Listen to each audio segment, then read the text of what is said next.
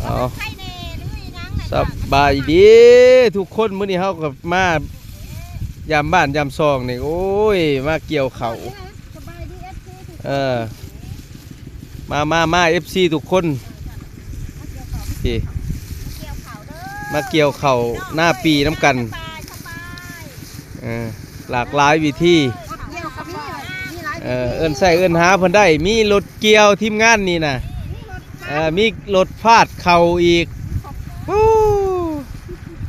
ขักหลายซุ่มนี่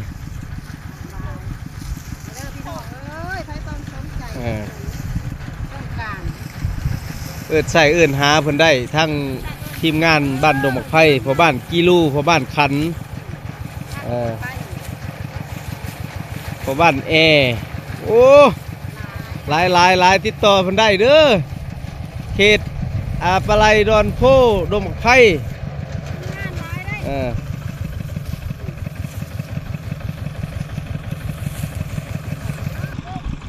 ยัง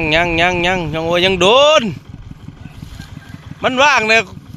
คอยสิจ้างคนเกี่ยวแล้วนะชุบเจ้าเนี่ยไปเกี่ยวให้โลด เบิ่งก่อนมันสุกบ่มันชีพิจารณาแนวใดคิดไรเบิ่งก่อน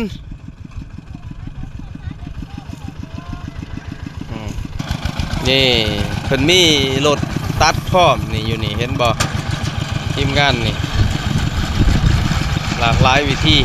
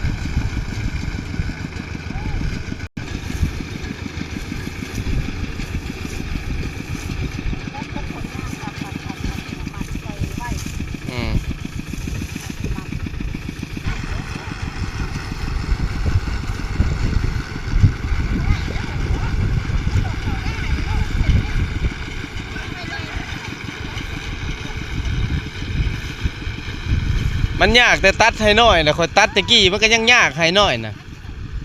คันให้น้อยมันยากอยู่แล้ว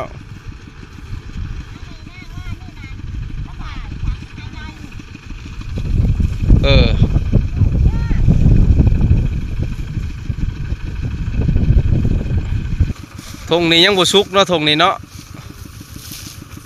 เราใส่เข่านี่ห่วงย่าวคู่ขลาดอยู่กำลังเหลือง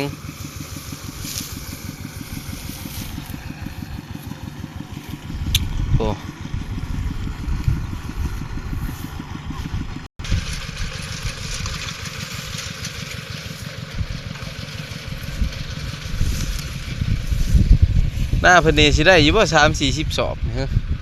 เบิ่งเข่านี่ฮะบ่ทงนี่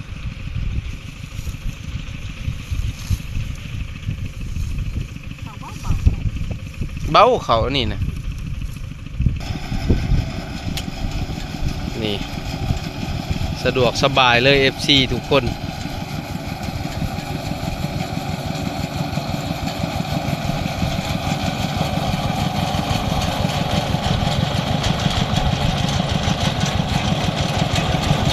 บนนี่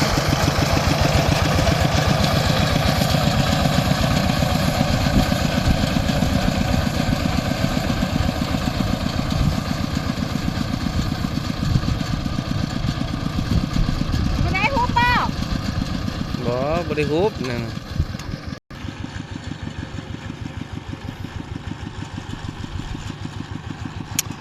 อยู่ทงละย่างเด้อ FC ทุกคนเนาะแต่ว่า